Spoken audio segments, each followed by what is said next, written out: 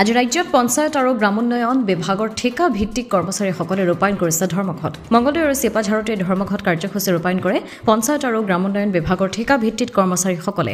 প্ৰায় 15 বছৰৰ অধিক কাল সামান্য বেতন লাভ কৰি কৰ্মচাৰী আজিলৈ কোনো ধৰণৰ সা-সুবিধা লাভ নকৰাত ক্ষোভিত এই ধৰ্মঘট ৰূপায়ণ কাৰ্যসূচী কৰিছে। এতিয়া চাকৰিৰ কাৰ্যকাল 60 বছৰ কৰা, 10% ইনক্ৰিমেণ্ট দিয়া, HR পলিচি প্ৰয়োগ কৰা, মাহিলী 30,000 টকা বেতন দিয়াৰ ব্যৱস্থা কৰিবলৈ দাবী জনাই ধৰ্মঘট কাৰ্যসূচী ৰূপায়ণ কৰি ঠিকা ভিত্তিক কৰ্মচাৰীসকলে এতিয়া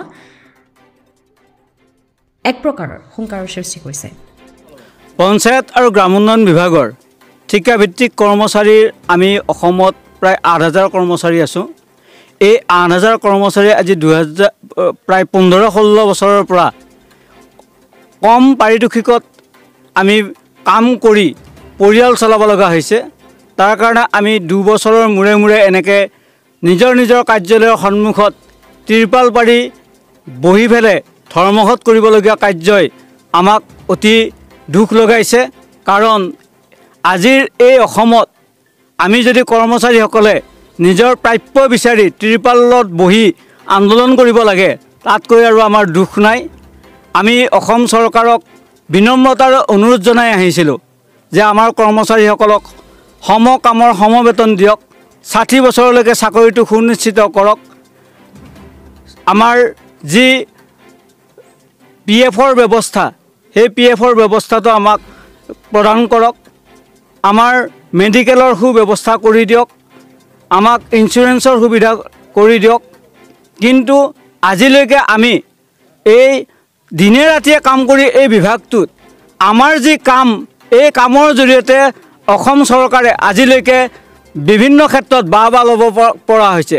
অৰুণোদয় কাম কৰিছোঁ আমাৰ কৰ্মচাৰীসকলে, PMAY যি গ্ৰামীণ গৃহৰ যি ইনাগুৰেশ্যন প্ৰগ্ৰেম গুৱাহাটীত কৰে জাকজমকতাৰে, সেই ঘৰবিলাক আমাৰ কৰ্মচাৰীসকলে চোৱা চিতা কৰে, আমাৰ কৰ্মচাৰীসকলে হিতাধিকাৰীসকলক পইচা দিয়াৰ ব্যৱস্থা কৰে। মহাত্মা গান্ধী ৰাষ্ট্ৰীয় গ্ৰামীণ যি MG NREGAৰ যি কাম, সেই কামত আমাৰ কৰ্মচাৰীসকল নিয়োজিত হৈ আহিছে। বৃদ্ধ পেঞ্চনৰ কামত আমাৰ কৰ্মচাৰীসকল নিয়োজিত হৈ আহিছে। বিধানসভাৰ নিৰ্বাচন, লোকসভাৰ নিৰ্বাচন, পঞ্চায়ত নিৰ্বাচন সকলোতে এইসকল কৰ্মচাৰীক আমাৰ খটুৱাই অসম চৰকাৰে। কিন্তু এই কৰ্মচাৰীসকলে কেইটকা লাভ কৰিছে, কেইটকাৰে ঘৰ চলাইছে, তাৰ কিন্তু খবৰ নাই। গতিকে আজি আমি শেষত এই আমাৰ যি দাবী, এই দাবীৰ প্ৰতি চৰকাৰক অনুৰোধ জনাই এনেকৈ আন্দোলন কৰিছোঁ। আৰু আমি আশা কৰিছোঁ অসম চৰকাৰৰ মাননীয় মুখ্যমন্ত্ৰী মহোদয়ক তেওঁ যাতে এইসকল কৰ্মচাৰী 8,000 কৰ্মচাৰীক তেওঁ একবাৰ উপকাৰ কৰা মানে 8 লাখ পৰিয়ালৰ তেখেত মানে ভোট পাব। গতিকে আমি আশা কৰিছোঁ এই 8,000 কৰ্মচাৰীক যাতে তেওঁ এইবাৰৰ অসম চৰকাৰৰ যি বছৰৰ অন্তিম বিধানসভা আহি আছে, এই বিধানসভাত যাতে আমাৰ এই দাবীটো উত্থাপন কৰে আৰু আমাক ন্যায্য প্ৰদান কৰে, এই মোৰ অনুৰোধ। এই কাৰ্যসূচী আমাৰ 2দিনীয়া আমাৰ ব্লকত, তাৰপিছত আমাৰ 3 দিনীয়াকৈ জিলা কাৰ্যালয়ত হ'ব। তাৰপিছত যদি অসম চৰকাৰে আমাৰ ব্যৱস্থা কৰি নিদিয়ে, তেতিয়াহ'লে আমি এই কাৰ্যসূচী গুৱাহাটীলৈকে লৈ যোৱাৰ ব্যৱস্থা কৰিম। তাকে আমি লজ্জিত বোধ কৰিছোঁ। অসমৰ বৰ্তমান যি ডাইনামিক মাননীয় মুখ্যমন্ত্ৰী মহোদয় তেখেতৰ নেতৃত্বত পৰিচালিত অসম চৰকাৰে আমি এই মুহূৰ্তত এনেকৈ ত্ৰিপাল পাৰি ব্লক পৰ্যায়ত ধৰ্ণা দিবৰ কাৰ্যসূচীটো একেবাৰে লজ্জিত বোধ কৰিছোঁ।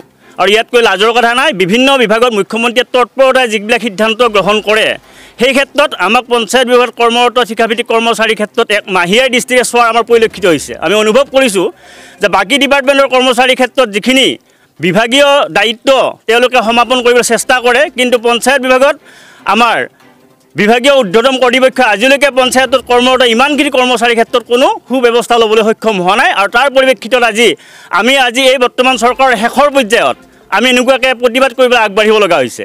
আমি পেটত বান্ধ দিব লাগে যে এনেকুৱা বৰ্তমান মূল্যবৃদ্ধিৰ সময়ত অসমৰ মাননীয় বিভাগীয় মন্ত্ৰী তথা মাননীয় মুখ্যমন্ত্ৰী মহোদয়ক বাৰম্বাৰ তেখেতক আমি অনুৰোধ বিনয় জনাইছিলোঁ যে তেখেতে আমাৰ লগত এদিন বহক, আলোচনা কৰক, যে আমাৰ কথাখিনি তেখেতে আমাৰ সাক্ষাৎ শুনক।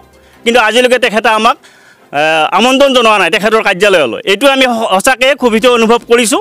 আৰু যোৱাবেলিও আমাৰ অতিৰিক্ত মুখ্য সচিবৰ কাৰ্যালয়ত এখনি বৈঠকত আমি মিলিত হৈছিলোঁ। তেখেতে আমাক এমাহ টাইম লৈছে এই বিষয়ত সুসিদ্ধান্ত দিবৰ কাৰণে এই এমাহ সময়তো আমি কোনো এজন সতীৰ্থই আশ্বস্ত হ'ব পৰা নাই যে বিগত 4 বছৰত নোহোৱা এটা কাম কেনেকৈ এমাহত তেওঁলোকে কৰিবলৈ সক্ষম হ'ব আমি কোনোপধ্যে আশ্বস্ত হ'ব পৰা নাই সেয়া আমি এই ক্ষেত্ৰত ক্ষুভিত হৈ প্ৰথমতে আমি ব্লক পৰ্যায়ত দ্বিতীয়ত আমি জিলা পৰ্যায়ত তৃতীয়ত আমি অসম মানে ৰাজ্যিক পৰ্যায়ত এই কাৰ্যসূচী নিবলৈ আমি চেষ্টা অব্যাহত ৰাখিম